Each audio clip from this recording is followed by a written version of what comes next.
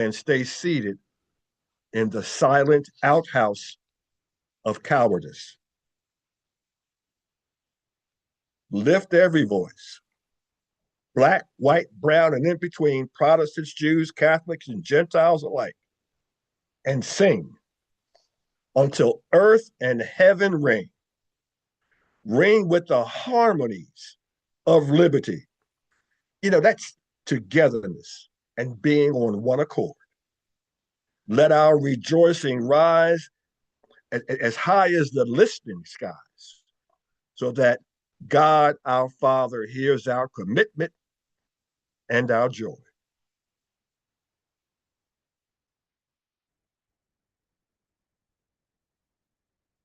It's let it resound as loud as the roaring seas.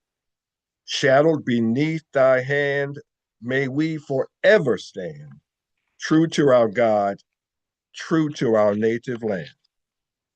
That's loud, that's meaningful, patriotic, and surely must be pleasing to our Father who is in heaven. Hallowed be his name. Baruch Hashem Adonai, in the name of the Son, Yeshua HaMashiach ben Elohim. If we continually profess to be one nation under God with liberty and justice for all, let those words become the guiding light for how we live and how we treat one another. Otherwise, we mouth hypocrisy from soiled mouths. We become little more than tinkling cymbals. If you cannot see the similarities between the directions of Stephen Miller to our president and the directions of Heinrich Himmler to Germany's Chancellor Adolf Hitler, then you are among those whom the late Malcolm Little, also known as Malcolm X, also known as El Hajj Malik al-Shabazz, what he called deaf, dumb, and blind. Your actions betray your facade. Your actions, not I, condemn you. In recent years, because I have become active in both social media and government, I have been told that if you want to keep friends or if you want to stay in elective office, do not debate politics and religion. Of course, these people never read my autobiography and do not understand that during my police career, which when I really needed a job, I was chastised by my commanders for being publicly outspoken about what I consider unfair taxing policies. I was persecuted and both I and my family harassed because I refused to go along to get along when I became aware of criminalized police officers working in my midst. Why now, in the winter of my years, must I be silent when I see or become aware of immoral and illegal practices in government or even ingrained hypocritical behavior in churches? Silence is acquiescence.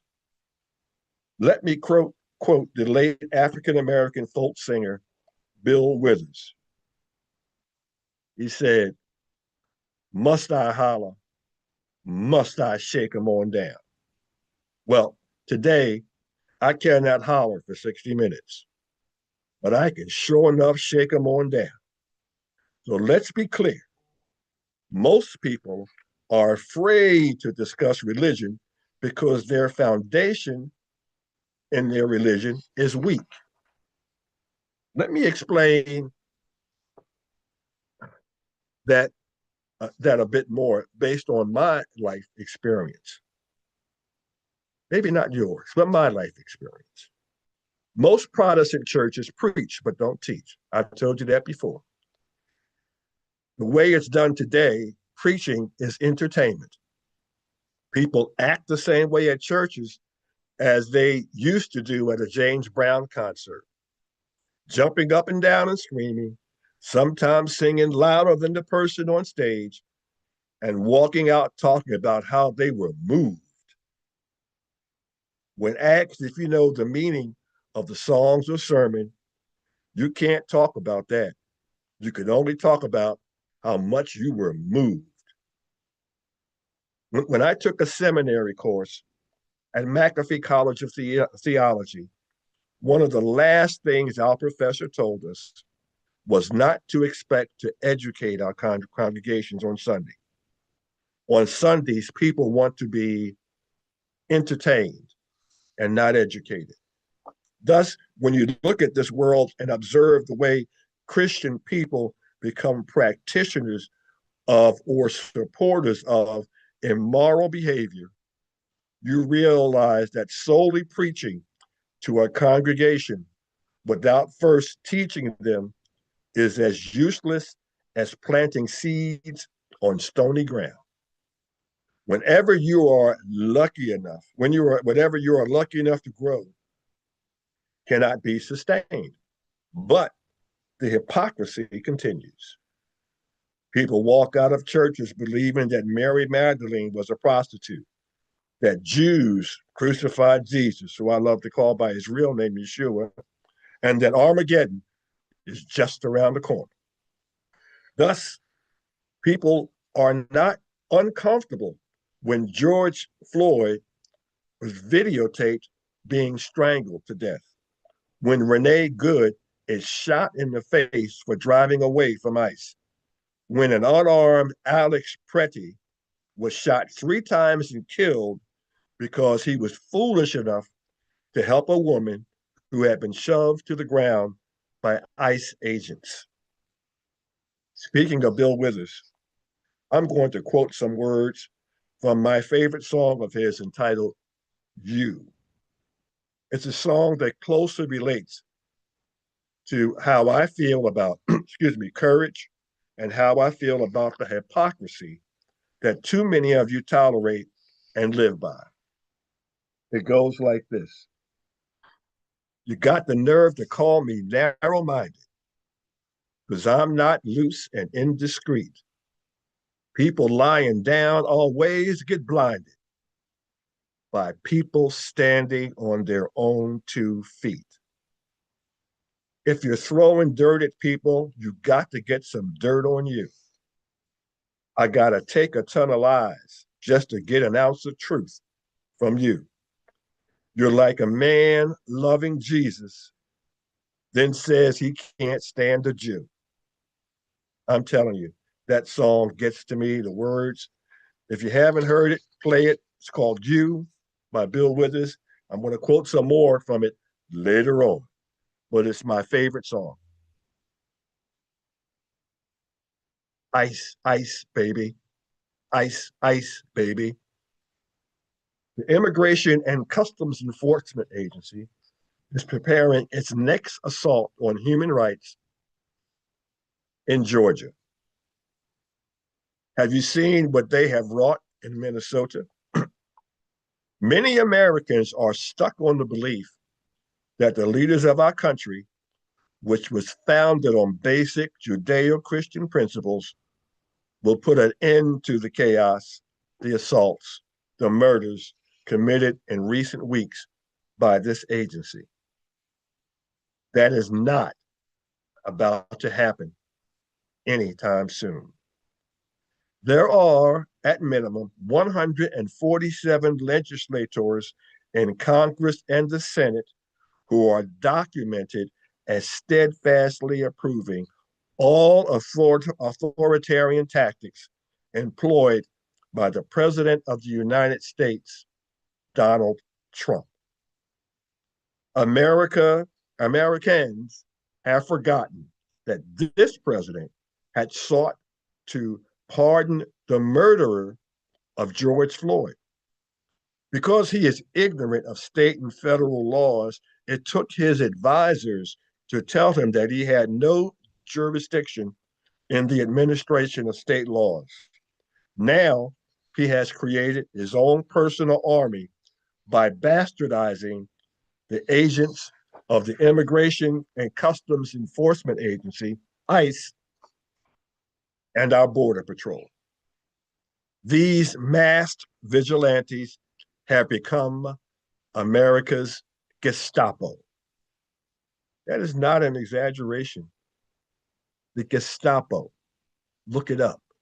They were Adolf Hitler's private army who worked outside of the law to violently put down any resistance to Nazi propaganda or policies. ICE and the Border Patrol are functioning in the same manner as they breach homes without warrants, pull innocent people from vehicles and arrest them, and murdering anyone who resists them, even when those resistors are unarmed and not a threat to them. Meanwhile, just as many Germans did during the time of the Holocaust, too many Americans sink into the sludge of political allegiances rather than the uncontaminated ideals of liberty and justice for all. What's happening, brother? Let me get back to you fake Christians and Jews who do wrong things and then try to explain yourselves by saying, Lord knows my heart. Read your 10 commandments or even the commandments uttered by Yeshua HaMashiach Elohim, you call Jesus. Please find out where it is written that what's in your heart is more valued than your actions toward others. Lord knows my heart is nothing more than conforming to and finding comfort in the hypocrisy of the world rather than the sanctity of God's teachings. Don't just stay prayed up. With all thy getting, get understanding. The book of Yaqub, also known as James, chapter 1, verse 26 states, if anyone thinks he is religious and yet does not bridle his tongue, but deceives his heart, this person's religion is futile. What you say and what you do matter. Think about that the next time you hear someone say, Lord knows my heart. Let's move on. Let me see if you remember this. My people are so smart. And you know what else they say about my people? The Poles. I have the most loyal people. Did you ever see that? I could stand in the middle of Fifth Avenue and shoot somebody and I wouldn't lose any voters. Okay? The words of Donald Trump. Bragging, boasting, or prophetic. He thinks these words are prophetic. Not only could he shoot someone, but he could pay thousands of dollars to a New York newspaper to print an ad condemning 5 innocent African American young men for a crime they did not commit. That ad became the driving force to twist the minds of New York voters and their legal system to convict these innocent men and send them to prison for years before they were exonerated. During his presidential campaign, Trump lied and stated these young men confessed to rape and murder. Nobody was murdered. His lie was obvious, yet Americans came out in mass and voted for him. The Black Republicans of Georgia nearly deified him. Now the country is surprised that this man, who would encourage New York police officers to rough up people whom they arrested, rejoices in ICE murdering people in his campaign of mass deportation based on race. It's a campaign that is not dissimilar to the mass deportation of German Jews. Hitler convinced Germans and others that Jews were a threat to the economy and well being of Germany and the world.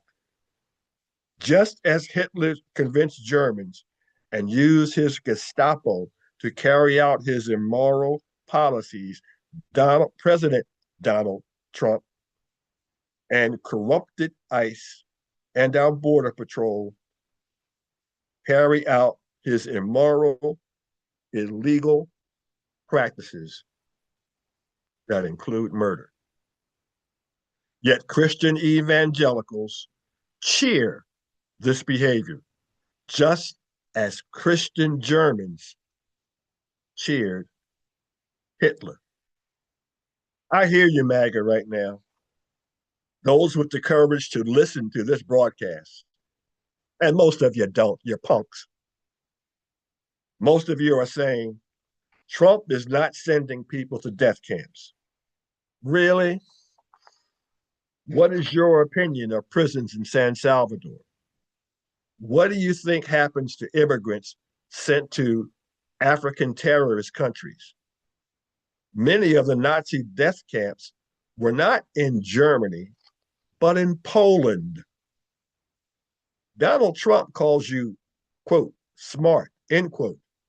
Are you smart or are you shining examples of brainwashing? And how about his vice president, who told a bold lie about Haitian immigrants stealing people's pets in Ohio and eating them?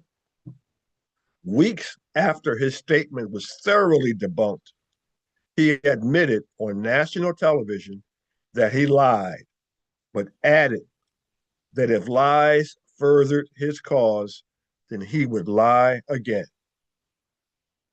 He's elected as the vice president to another prolific and pragmatic liar. As comic Oliver Hardy often said to his comic foil, Stan Laurel, what a fine kettle of fish have we gotten into? Let's be a little more recent.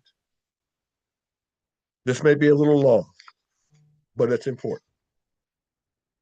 This is the presidential statement this past Sunday, January 25th, to Governor Walz of Minnesota. He posted this on Truth Social. That's his Pravda. You old folks know what Pravda is, but you young folks, look it up. The president posted this on Sunday. That is why I am hereby calling on Governor Walz, Mayor Frey, and every Democrat governor and mayor in the United States of America to formally cooperate with the Trump administration to enforce our nation's laws, rather than resist and stoke the flames of division, chaos, and violence. Here is what the president proposes. Governor Walz and Mayor Frey should turn over all criminal illegal aliens that are currently incarcerated in their state prisons and jails to federal authorities, along with all illegal criminals with an active warrant or known criminal history for immediate deportation. I hope you MAGA folks are listening. I really do.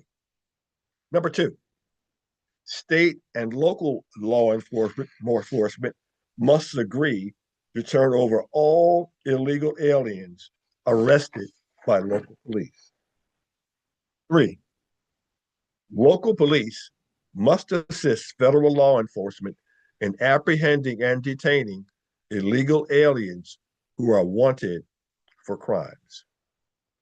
Next, Democrat politicians must partner with the federal government to protect American citizens and the rapid removal of all criminal illegal aliens in our country. Some Democrats in places like Memphis, Tennessee, or Washington, D.C., have done so, resulting in safer streets for all printed in capital letters. Let that marinate in your head for a minute. And I'm going to be a little lengthy because you can't get this on ABC News or CNN, and you definitely can't get it on Fox. He also added that in addition, I am calling on the United States Congress to immediately pass legislation to end sanctuary cities, which is the root cause of all these problems. You know what? If this doesn't sound like Adolf Hitler, I don't know what does. American cities should be safe structures, sanctuaries for law abiding American citizens only, not illegal alien criminals who broke our nation's laws. Now, let's use our sound minds, rooted in American law, to go through the machinations of a troubled mind that occupies the highest office in our country. First, people who commit crimes that are serious enough to warrant imprisonment are put there for violation of state laws. They are not subject to release by a presidential decree. The president does not have the authority to interfere with state laws. That is not the rantings of a quote liberal, end quote, but part of the laws of our land. If you disagree with such laws, get in touch with your federal legislator and tell them to introduce legislation that gives the president authority over all states, laws, and prisons. Currently, you don't have that. Now, here's some details that I want to impart to you because some of you, even some of you listening to this broadcast, are still siding with the president. The deportation process in the USA involves several steps initiated by the Department of Homeland Security and can lead to the removal of non-citizens for various legal violations. Here's an overview of the deportation process. Initiation. The deportation process typically begins when the DHS, Department of the Department of Homeland Security, issues a notice to appear, which outlines the allegations against the non-citizen and the legal grounds for removal. This document also sets the date for the individual's initial appearance before a immigration judge, not the president, not the attorney general, but an immigration judge. Now, immigration court proceedings, I'm going to try to get to this real quick. The case is heard in immigration court, overseen by an immigration judge from the Executive Office for Immigration Review. That process includes calendar hearings, a preliminary hearing, scheduling to go through procedural matters. During these hearings, evidence is presented and the non-citizen can argue their case for remaining in the U.S. After reviewing the evidence and arguments, the immigration judge will issue a decision. If the decision orders removal, the individual may have the option to appeal the decision to the Board of Immigration Appeals. Following me? Grounds for deportation. Non-citizens may face deportation for various reasons, including criminal convictions for certain crimes, such as aggravated felonies or crimes involving moral turpitude, can lead to deportation. Not getting traffic tickets. You can't be deported for getting a traffic ticket. Okay. But the president and Stephen Miller don't know that. Now, you can get deported for overstaying a visa or entering the United States without inspection or engaging in marriage fraud. Those are also common grounds for removal. Activities deemed to be a threat to national security can also result in deportation. Getting a traffic ticket does not make you eligible for deportation. Now, there's something called expedited removal. In some cases, individuals may be subject to expedited removal, which allows for quick deportation without a hearing, particularly for those apprehended at the border or who lack valid immigration status. Legal options of relief. Individuals facing deportations may have options to seek relief, such as applying for asylum or cancellation of removal, which requires demonstrating specific hardships or eligibility criteria. We conclude the deportation process in the United States is complex and can vary significantly based on individual circumstances. Non-citizens facing deportation should seek legal assistance to navigate the process. And we go on from there. But let me just say this. Nowhere in the deportation laws is there any mention of something like by presidential decree, you can be deported. That is because our Constitution was designed to protect us from tyrannical decrees by madmen such as King George III or Donald S. Trump.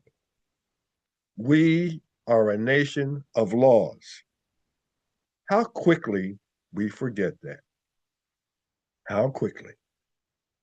You know, we show our forgetfulness when we justify the murder of Renee Good. We show our forgetfulness when we justify the murder of Alex Pretty. We show our forgetfulness when we justify the murder of George Floyd. We show our forgetfulness of the Pledge of Allegiance. We have mouthed since childhood that we are citizens of one nation under God with liberty and justice for all. Ladies and gentlemen, can we in America truly lift every voice and sing loud enough to reach the heavenly host that we truly are one nation under God, believing in liberty and justice for all? You know, for those of you who don't know, justice does not come at the end of a fire hose or at the end of the sharp teeth of a police dog or at the end of a pistol wielded by an ICE agent. Just as the trials at Nuremberg prosecuted the military and government leaders under Hitler who carried out his orders, the same should apply to those military and government leaders being led by the nose by Donald Trump, even though each and all swore to uphold the Constitution of these United States. I was just following orders, quote, end quote. The Nuremberg excuse was and is bogus. If you murdered Renee Good or Alex Pretty, you need to be fully prosecuted by our laws. If you were the pilot who killed those two unarmed men floating in the Pacific Ocean, you should receive the same punishment as those cowardly Germans, or at minimum, the same fate as Lieutenant William Calley for ordering the murder of innocent civilians in Vietnam's My Lai massacre. Look it up. It's history. It is no time to be hypocritical. Our democracy, our way of life is at stake. Notice the silence from so-called African American spokespersons who, who can't yell loud enough when a Black person is the alleged victim of police brutality, but are in cowardly silence when others are mistreated. They quickly forget such homespun truisms such as, there, but for the grace of God go I, or Martin Niemöller's First They Came. Their silence shows them to be self-centered pragmatists who, who just as jackleg preachers are hungry for amens, but do nothing to improve the lot of their neighbors or congregation. Jim Jones of the People's Temple, David Koresh of the Branch Davidians, Frederick J. Eikerenkoder II, known as Reverend Ike, and his Science of Living, and even Bishop Eddie Long of Atlanta's Eddie Long Ministries were great preachers, but were extremely short on teaching. That is because teaching enhances knowledge, and knowledge allows you to see through falsehoods and blatant hypocrisies. This is why preachers want joyful Sundays. Joyous people are so busy clapping and stomping and singing that they have little time for thinking, praying, and discerning the actual meanings of the directions from their Heavenly Father. Their earthly preacher is asking for the amens and hallelujahs that should be aimed at heaven and not at the pulpit. But folks love what's popular more than they love what's right. That's the same as the Sadducees, who loved tradition more than they loved what was right. You want to take me to a doctor to talk to me about my mind, to give directions to some places that I don't really want to find. Some more of Bill Withers from you. Let me move on. I'm going to talk about the Electoral College for a minute, something that everybody hopes you forget about. What is becoming truer each passing year is that the Electoral College is becoming a bigger faction in presidential elections. This antiquated process, which became law in 1804 when America had 17 states, gives greater voting power to some larger states and some larger and more populated states than it does to smaller states. It eliminates in presidential elections the power of one man, one vote. In essence, what it does is subscribe to the mandate of bigger is better. And therefore, bigger gives a state greater, greater voting power and diminishes the value of the popular vote. Only presidential elections are shackled by this nonsensical law. It needs to be changed and fall into line with other elections that boast the power of one man, one vote. To hold on to it bastardizes the election process and keeps us shackled to a tradition that long ago outlived its relevance, its fairness, and its usefulness. The other problem is voter ignorance and voter apathy. In 2024's presidential election, 36.32% of eligible voters did not vote. 36.32% of eligible voters did not vote. 30.84 voters voted for Kamala Harris. 1.06 voters voted for a third party candidate. The figures show that more people voted against Donald Trump than for him. That means that anytime he and his bootlickers assert that Trump has a mandate, they are living in Kellyanne Conway's world of alternative facts. Trump had a slim victory, but his ego lands him in his messianic fantasy of world hero and leader. That puts him in the same league as Genghis Khan, Ivan the Terrible, Joseph Stalin, Adolf Hitler, Idi Amin, and Vladimir Putin. It also emanates the putrid odor from the bowels of our democracy that attracts the political dung beetles of our society to come out of their holes and profess to have the grandeur of elephants, although they can never lose their identity as insects eating at the sweet and vulnerable fabric of our country. This year, there are elections. You know, last Thursday, we featured Brigadier General Sean Harris, who is a candidate for to lead Georgia's 14th congressional district.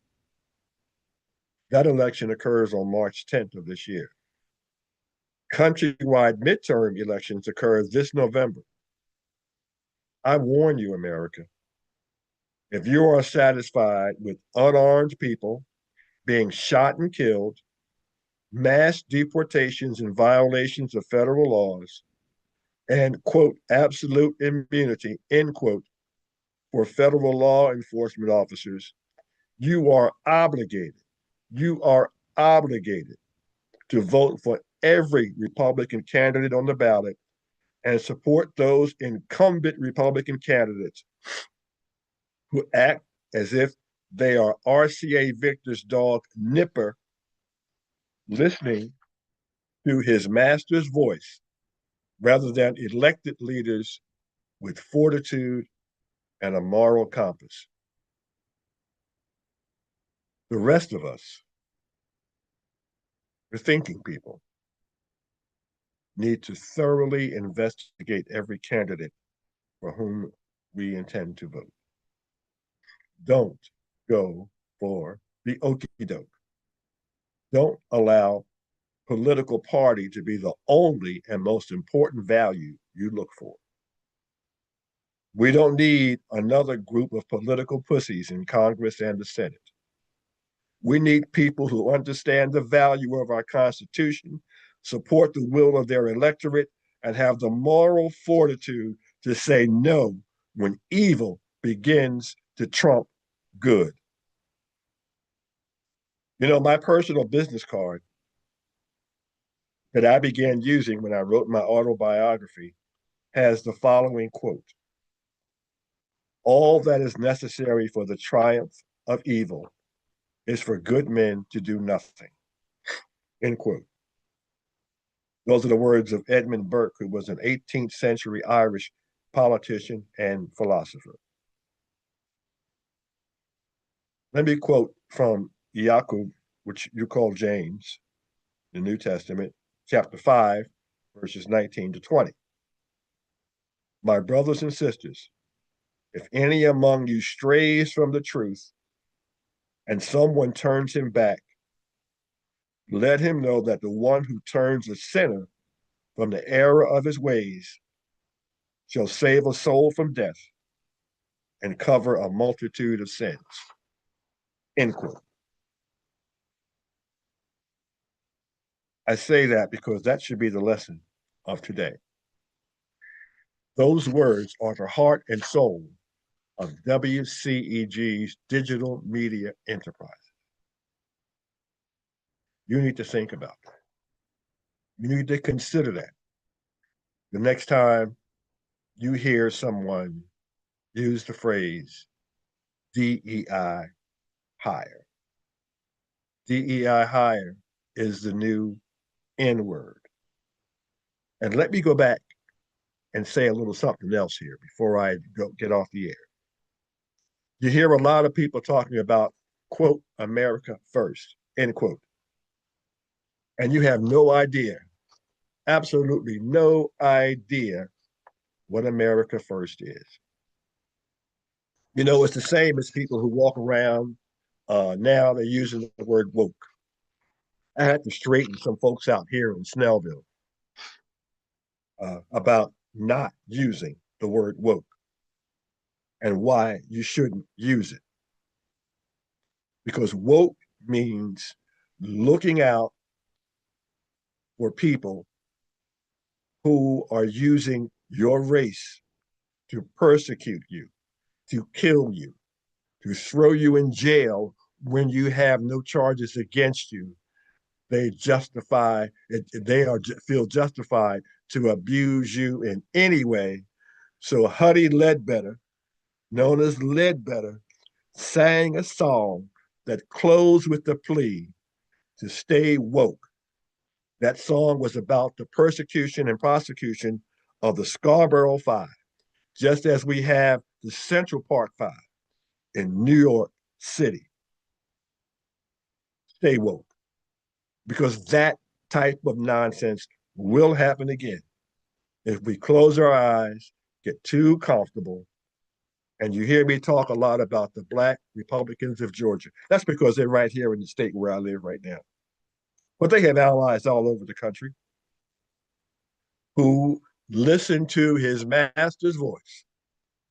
And even though Master sits in the White House, is a proven racist, a proven misogynist, definitely easy to prove he's a liar. And yet they worship him as if he's the best thing since sliced bread. That shouldn't happen, America. Y'all need to wake up. Y'all need to smell the roses. Oh, excuse me. Are there roses in the rose garden at the White House? Oh, no, it's concrete. Wow. How about that? Amazing. Well, ladies and gentlemen, it's been interesting. It's been a day. I'll probably, or hope, with the will of God, see you in about 2 weeks. Well, this is Norman A. Carter Jr. I thank you for joining us on WCEG Digital Media Enterprises Issues and Answers, where we steadfastly continue to speak life to the community, the worldwide community. What's happening, brother? Oh, mercy, mercy me. See you soon. Take care.